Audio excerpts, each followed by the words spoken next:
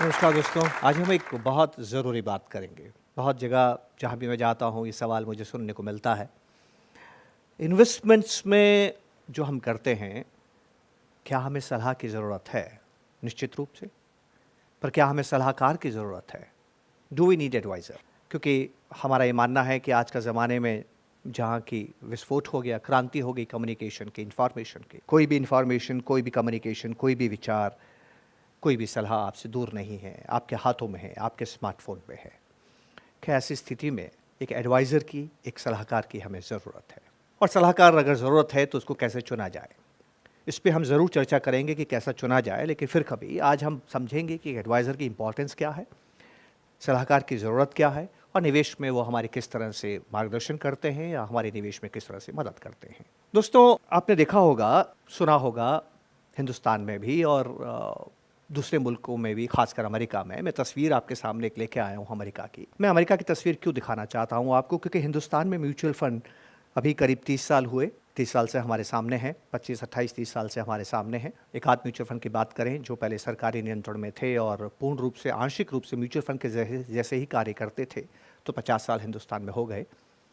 पर अमेरिका में करीब करीब 100 साल होने को आए। 1924 में पहला म्यूचुअल फ़ंड आया था और उस देश के अंदर आधी आबादी म्यूचुअल फंड्स में निवेश करती है।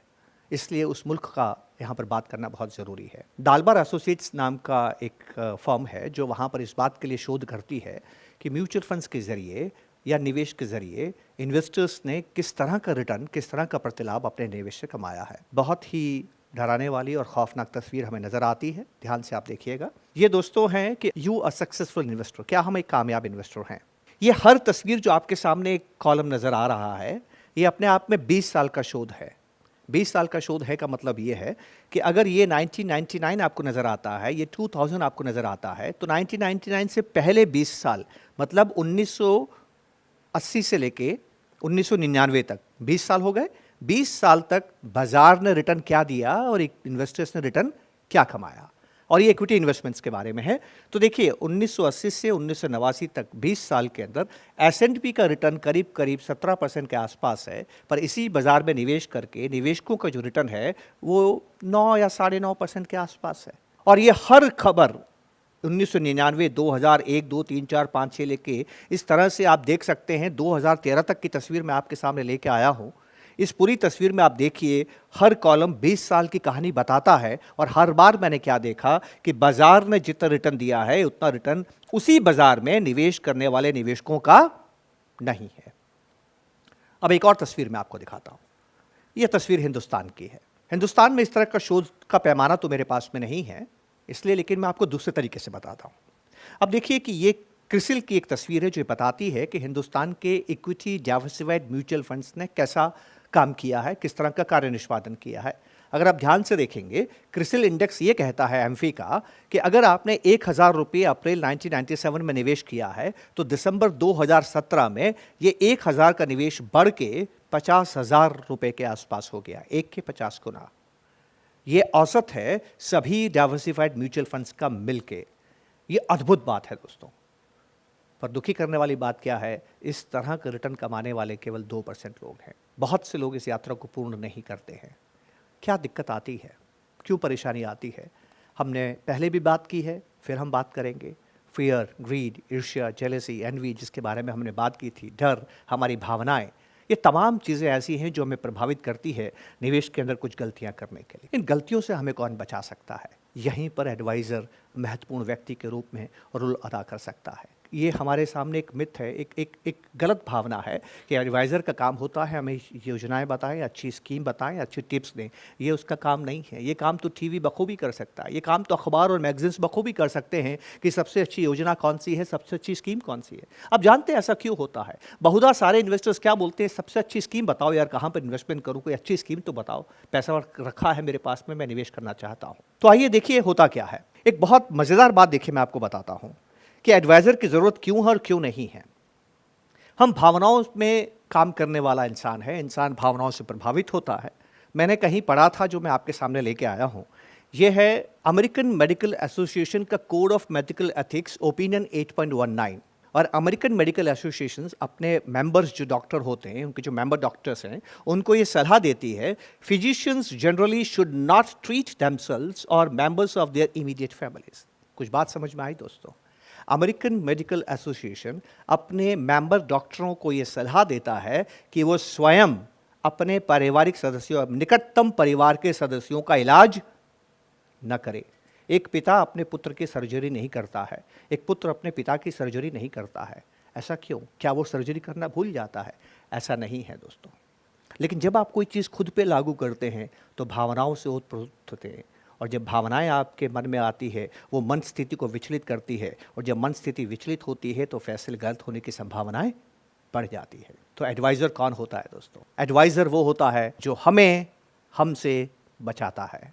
दुनिया के महान कामयाब अर्थशास्त्रियों का ये मानना है कि निवेश में आपका सबसे बड़ा दुश्मन आप स्वयं हैं। जितना नुकसान आप स्वयं को पहुंचा सकते हैं उतना नुकसान आपको कोई दूसरा नहीं पहुंचा सकता, क्योंकि जब दूसरा आपको नुकसान पहुंचाता है तो आप प्रतिरोध करते हैं, पर जब आप खुद को नुकसान पहुंचाते हैं तो समझ में नहीं आता है दोस्तों। एक और बात मैं आपसे कहना चाहता हूं, अगर इन्वेस्टमेंट आसान होता ना तो दुनिया में सब कामयाब होते। ज़्यादातर निवेशक कामयाब नहीं हो पाते हैं क्योंकि निवेश देखने में तो सिंपल नज़र आता है दोस्तों, सरल नज़र आता है, पर वो आसान नहीं होता है, क्योंकि उसमें इमोशंस होते हैं। इमोशंस आपके इमोशंस को तय करते हैं।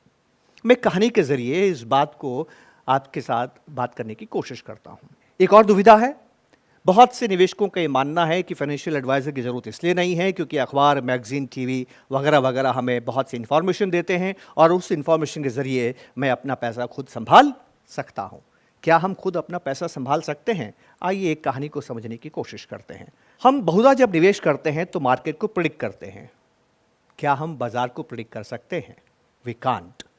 बाज़ार में जितने उतार चढ़ाव आते हैं वो वैसे ही हैं जैसे जीवन में आते हैं। मैं हिंदुस्तान का नहीं, फिर से अमेरिका का बाज़ार दिखाता हूं, क्योंकि हिंदुस्तान के बाज़ार की कहानी 35 साल पुरानी है, पर यह कहानी मैं आपको 70-80 साल पुरानी दिखाता हूं।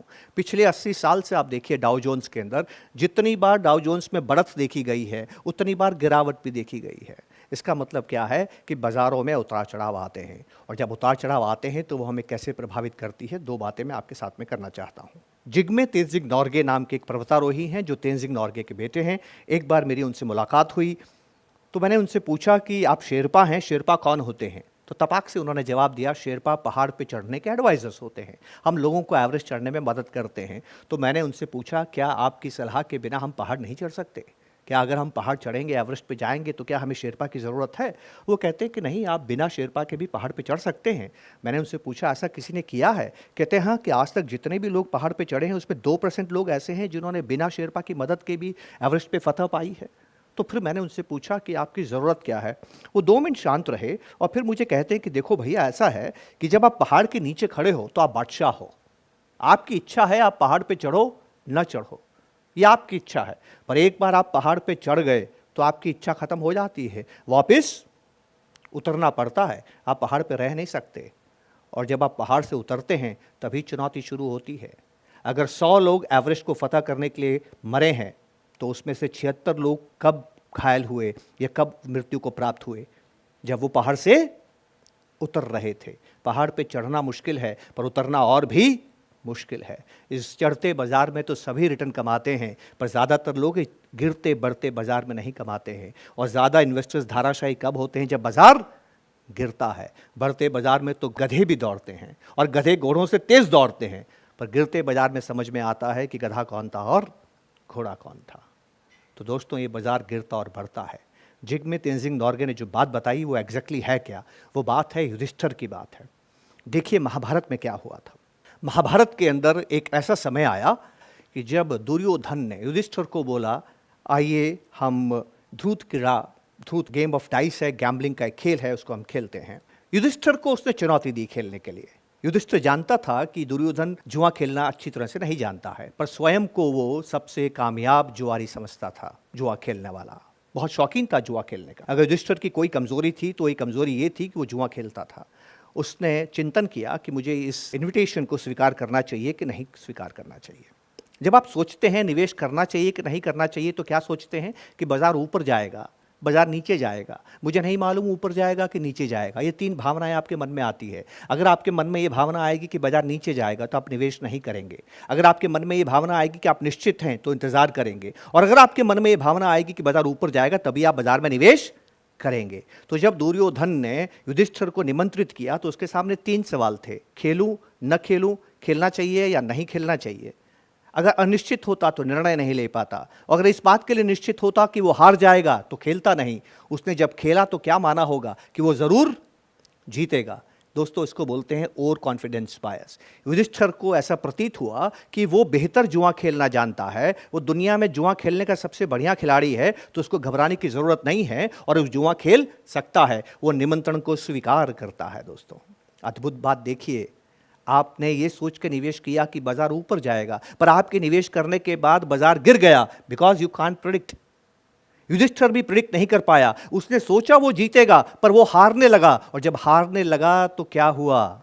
जब आपके साथ में वो घटना घटती है जिसके लिए आप प्रिपेयर्ड नहीं हैं, जो आपने सोचा नहीं था, तो क्या होता है? तनाव होता है, स्ट्रेस होता है, और जब तनाव होते हैं तो निर्णय गलत होते हैं। एक जुआरी को आपने देखा होगा, जैसे जैसे वो हारता जाता है उसका तनाव बढ़ता जाता है। हारने पर जुआरी को खेल छोड़ देना चाहिए, पर जुआरी ऐसा नहीं करता है, वो दांव को बड़ा करता है, क्योंकि वो तनावग्रस्त है। तनावग्रस्त है तो फैसला गलत हो गया, फैसला गलत हो गया तो अपना जो उसने शर्त है उसको बढ़ा दिया, उसके दांव को उसने बढ़ा दिया। युधिष्ठिर ने भी यही कहा, जिसको धर्मराज कहते हैं, जिसको सत्यवादी कहते हैं, जो कभी गलती नहीं कर सकता, वो इतनी बड़ी गलती करता है, इतना बड़ा अधर्मी बन जाता है कि अपनी अर्धांगिनी को, अपनी पत्नी को दांव पे लगाता है। कोई कल्पना कर सकता था युधिष्ठिर ऐसा काम करेगा? क्यों करेगा? क्योंकि उसने प्रिपेयर नहीं किया था, वो तनावग्रस्त था। दोस्तों, युधिष्ठिर से इतनी बड़ी गलती क्यों हो गई? और कॉन्फिडेंस था कि मैं स्वयं में ही सब कुछ हूँ, मैं जुआ खेलना जानता हूँ, सबसे अच्छा जुआ खेलता हूँ। उसने एक महान गलती की जो दुर्योधन ने नहीं की। दुर्योधन खेलना नहीं जानता था, इसलिए अपने एडवाइज़र शकुनी को साथ लेके गया। अच्छा है, ख़राब है, कैसा भी एडवाइज़र है, उसको साथ लेके गया। पर आपने ध्यान से देखा होगा कि युधिष्ठिर बिना अपने सलाहकार के इस खेल को खेलने चला गया। कल्पना करें दोस्तों, अगर वहाँ कृष्ण होते जो पांडवों के सलाहकार थे, तो क्या ऐसा दृश्य बनता कि द्रौपदी को दांव पे लगाया जाता? महाभारत ही नहीं होती। और मज़ेदार बात देखिए, we are the creatures of habit. Habit छूटती नहीं है।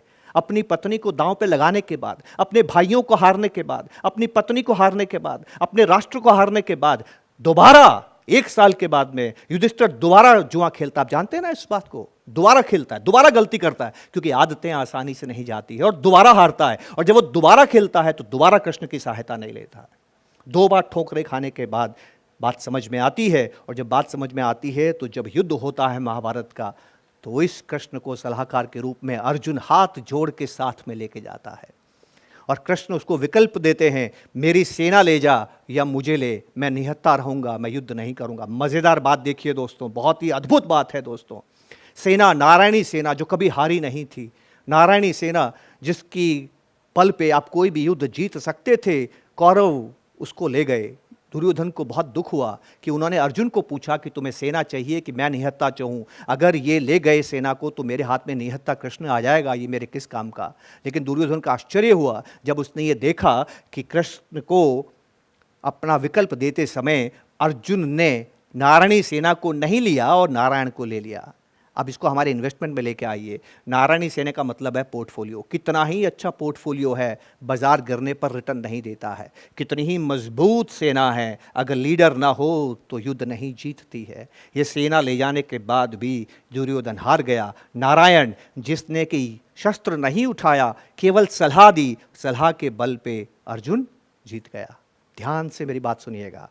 युद्ध शुरू हो रहा है, मूर्छित हो जाता है अर्जुन ये सोच के कि मैं अपने पितामह पे प्रहार कैसे करूंगा, मैं अपने गुरु से किस तरह से युद्ध करूंगा। वो वहीं पर गांडीव गिरा देता है, उसको ज्वर हो जाता है, हाथ पांव फूल जाते हैं, लड़ने से इनकार करता है। अगर उस वक्त उसने नारायणी सेना को लिया होता, अच्छे पोर्टफोलियो को लिया होता, तो क्या कमा सकता था, युद्ध जीत सकता था? नहीं। अर्जुन को वापस खड़ा किसने किया?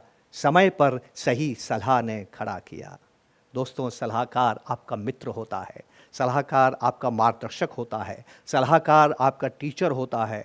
यह सलाहकार की सबसे अच्छी बात है कि वो आपको आपसे बचाता है। युधिष्ठिर का दुश्मन कौन था? युधिष्ठिर स्वयं था। ये बात पांडवों को समझ में आ गई, इसलिए उन्होंने सेना न लेके, पोर्टफोलियो न लेके एडवाइज़र को प्राप्त किया। एक अच्छा एडवाइज़र अगर आपको जीवन में मिल जाता है तो वो आपके कामयाब इन्वेस्टमेंट के सफ़र में बहुत बड़ा साथी साबित होता है दोस्तों। बहुत बहुत शुक्रिया। नमस्कार। जय हिंद।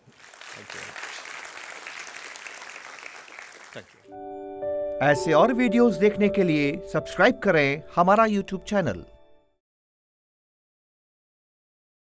म्यूचुअल फंड निवेश बाजार के जोखिमों के अधीन हैं। योजना से जुड़े सभी दस्तावेजों को ध्यान से पढ़ें।